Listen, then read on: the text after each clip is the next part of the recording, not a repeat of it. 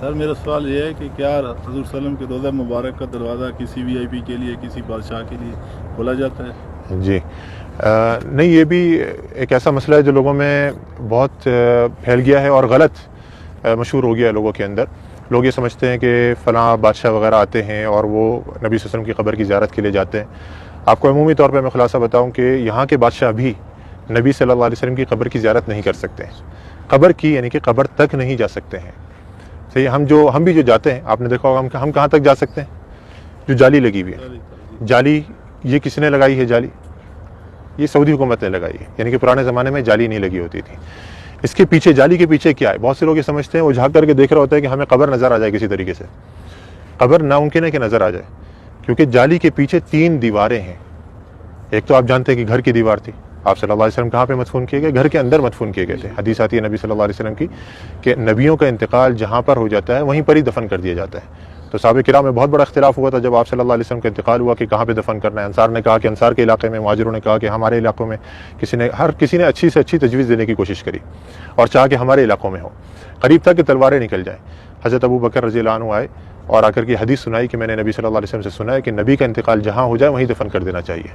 تو صحابہ کرام یہ تھے کہ جو ابھی جنگ چھڑنے والی تھی، فوراً تلواریں اپنے بند کر دی گئیں، اور ساری ہمارے درمیان میں بھی یہی ہونا چاہیے کہ جب حدیث آ جائے تو ہمارے درمیان کسی بھی قسم کا اختلاف ہو وہ فوراً ختم ہو جائے۔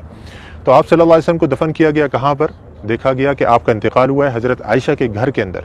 آپ صلی اللہ علیہ وسلم حضرت عائشہ کی گود میں سر رکھے ہوئے تھے، آپ بیماری کی حالت میں تھے، بہت زیادہ بخار کی تپش میں تھے، تو آپ صلی اللہ علیہ وسلم کو وہیں پر ہی مدفون کر دیا گیا جس جگہ پہ آپ کا انتقال ہوا۔ تو وہ جگہ کون سی تھی؟ گھر۔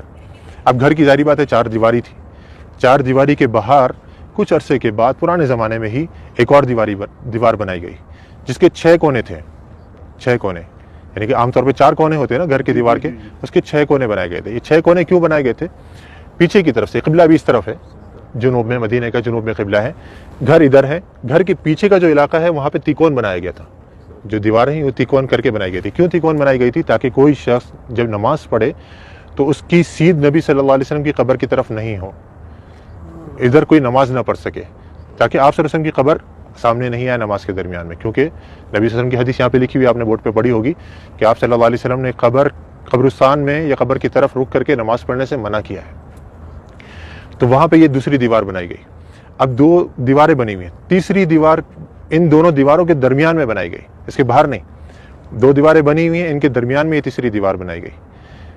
تو اس دیوار کے اوپر یہ گنبد کھڑا ہوا ہے، اس دیوار یا اس کے ساتھ میں کچھ چھوٹے موٹے ستون سے ہیں، ان کے اوپر یہ گنبد کھڑا ہوا ہے۔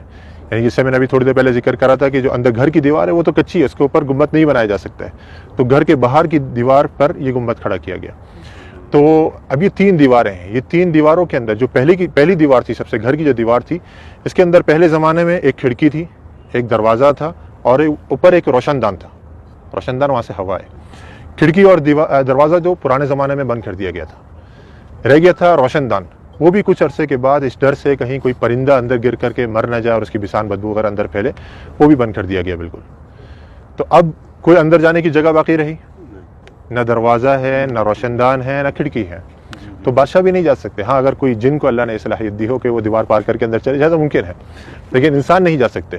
تو اب وہ جو لوگوں کو غلط فہمی ہوتی ہے وہ یوں ہوتی ہے، لوگ یہ سمجھتے ہیں کہ دیکھو ہمارے سامنے دروازہ کھولا گیا اور وہ بادشاہ صاحب یا فلاں وزیر اعظم جو اندر جا رہے ہیں، وہ جالی کا دروازہ کھولا گیا، وہ دیواروں کا دروازہ نہیں، وہ دیواروں کا دروازہ تو پیک ہے بالکل، اس کو یہاں کے بادشاہ بھی اندر نہیں جا سکتے۔ تو وہ جالی جو ابھی سعودی حکومت نے لگائی ہے وہ اس لیے لگائی ہے کہ پہلے زمانے میں لوگوں نے گھر کی دیوار سے برکت لینی شروع کر دی تھی، اس کو چوما چاٹی یا اسے مسا کرنا، اس کو چھونا، تو یہ غلط کام ہے۔ جیسے میں نے ابھی ذکر کرا کہ نبی صلی اللہ علیہ وسلم نے آثار کے تتبع سے منع کیا ہے، نبی صلی اللہ علیہ وسلم کے بتائی ہوئی شریعت کے مطابق ہم نے عمل کرنا ہے۔ آپ نے کیسے سلام کرنا ہے نبی صلی اللہ علیہ وسلم کے اوپر، آپ وہ سلام کریں گے آپ کو اجر ملے گا، ثواب ملے گا۔ آپ نے جو سلامتی کی دعا کرنی ہے حضرت ابوبکر صدیق کے لیے، عمر فاروق کے لیے، اس پر اجر ملے گا، سنت کے کاموں پر آپ کو اجر ملے گا۔ لیکن دیواروں کی چوما چاٹی کرنا، یا جیسے بہت سے لوگوں کو دیکھا جاتا ہے مسجد نبوی کے در و دیوار کو ابھی بھی وہ اپنے رومال اتار کر کے اس پہ پھیر رہے ہوتے ہیں کہ اس کے اندر برکت منتقل ہو جائے، یا کوئی احرام کا کپڑا لایا ہوا ہوتا ہے، یا کوئی ٹوپی اتار کر کے اس پہ پھیر رہا ہوتا ہے، یہ سب غلط کام ہے۔ تو یہ پرانے زمانے میں جب شروع ہوئے تو اس زمانے کے جو علماء کرام تھے، لوگ کہتے ہیں نا یہ وہابی، تم تو اس زمانے کی پیداوار ہو، ہمیں بیچارے ہم وہابی کہتے ہیں، ہم تو اپنے آپ کو وہابی نہیں کہتے۔ تو یہ جو وہابیوں کے عقیدے ہیں نا، جو ان کی نظر میں وہ پرانے زمانے سے چلے آ رہے ہیں، تو اس زمانے کے اندر ये दूसरी दीवार बनाई गई, घर के बाहर एक और दीवार बनाई गई ताकि लोग घर की दीवार तक नहीं पहुंच सकें। अब वो कुछ अरसे तक नई दीवार थी, लोगों को मालूम रहा कि भाई ये तो नई दीवार है, कुछ नहीं करना यहाँ पे, लेकिन आहिस्ता आहिस्ता फिर नई नस्लें आती रहीं, वो समझे कि ये भी घर की दीवार है, फिर उलमा ने एक और दीवार बनवा दी। फिर आखिर में सऊदी हुकूमत ने कहा कि हो सकता है लोगों के जहनों में ये चीज़ रहे कि दीवारें हम बनाते रहेंगे तो समझेंगे घर की दीवार है, तो हम जाली लगवा देते हैं। उन्होंने जाली लगवाई, लेकिन लोगों ने फिर भी नहीं छोड़ा, वो जाली को भी चुमा चाटी के लिए फिर आखिरकार मजबूरन सऊदी हुकूमत को वहाँ पे पुलिस वालों को खड़ा करना पड़ा या हया वालों को खड़ा करना पड़ा, ताकि वो लोगों को समझाएं और आराम से बताएं कि भाई ये चीज़ गलत है।